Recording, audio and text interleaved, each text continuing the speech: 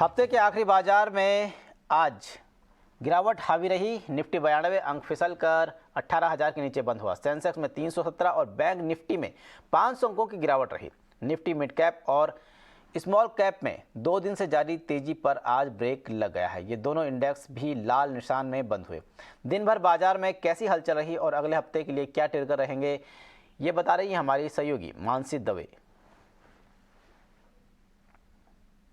दिन भर बाजार एक रेंज में कारोबार करता रहा और टुवर्ड्स डाउनसाइड कमजोरी आज कायम रही। बिकवाली का दबाव भी देखने को मिला और शुक्रवार का सेशन जो है वो कमजोरी के साथ सुस्ती में ही आज खत्म होता हुआ भी हमने देखा। अगर सेक्टर स्पेसिफिक देखेंगे, हर सेक्टर हर पॉकेट में बिकवाली का दबाव था। महज सीमेंट क्षेत्र में अच्छा एक्शन देखने को मिला और ये एक खबर के बदौलत था। सीमेंट की कीमतों में जो बढ़त की खबर आई उसका एक इम्पैक्ट रहा जो कि सीमेंट स्पेस पर पड़ता दिखा। और चाहे फिर हैवी वेट्स हो, बड़ी दिग्गज कंपनियां हो या फिर मिड कैप सीमेंट प्लेस हो, अच्छे एक्शन के बीच ही कामकाज देखने को मिला। अगर आप एलएनटी की बात करें, ब्रोकरेज की एक बुलिश रिपोर्ट आती दिखी। कैपिटल गुड्स पर वो बुलिश रिपोर्ट थी और उसका एक असर एलएनटी के स्टॉक में देखने को मिला। 2.5% तक का उछाल स्टॉक में और अच्छी मजबूती के साथ ही स्टॉक में क्लोजिंग भी हमने देखी। इनफैक्ट मार्केट के हीट मैप में एलएनटी का स्टॉक सबसे आगे खड़ा रहा। प्रिकॉल और मिंडा कॉर्प भी फोकस में रहे। मिंडा कॉर्प ने प्रिकॉल में करीब 15.7% हिस्सा खरीदा और एक इम्पैक्ट दिन की शुरुआत से ही वहां पर देखने को मिला था। टुवर्ड्स दी है, हमने देखा कि बिकवाली का दबाव दोनों स्टॉक्स में हावी होता रहा। वहीं अगर नेस्ले की स्टॉक प्राइस की बात करें, वॉल्यूम ग्रोथ में कमी नजर आई।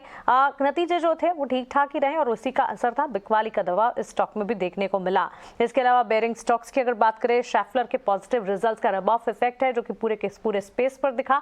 एसकेएफ, एनआरबी बेरिंग जैसे स्टॉक्स में भी अच्छी बाइंग देखने को मिली। वहीं अगर पुलर्स यानी कि सबसे ज्यादा कंट्रीब्यूशन बाजार में किन स्टॉक्स की तरफ से आप दिखा उस पर नजर डालेंगे तो एलएनटी के ठीक पीछे रिलायंस का स्टॉक खड़ा था, वहां पर अच्छा एक्शन नजर आया। वहीं UltraTech cement, Asian paints, Shri cement जैसे स्टॉक्स थे जहां पर मजबूती के साथ ट्रेड दिन भर जारी रहा।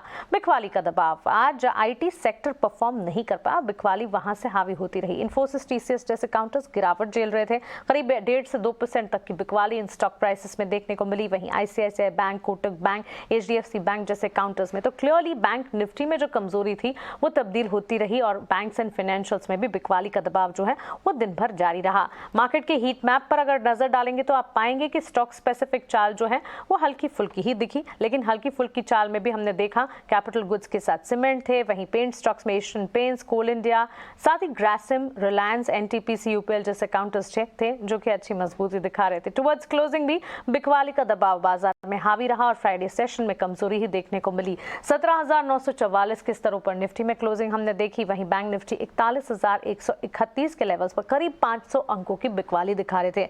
एडवांस डिक्लाइन रेशियोज भी अगर देखेंगे, डिक्लाइंस का पलड़ा जो है वो एडवांसेस के मुकाबले डिक्लाइंस का पलड़ा भारी रहा। तो क्लियरली एक रेंज बाउंड दिन था जो कि कमजोरी की तरफ तब्दील होता रहा और फ्राइडे सेशन में बिकवाली का दबाव और सुस्ती के साथ क्लोजिंग गिरावट पर ही हमने देखी।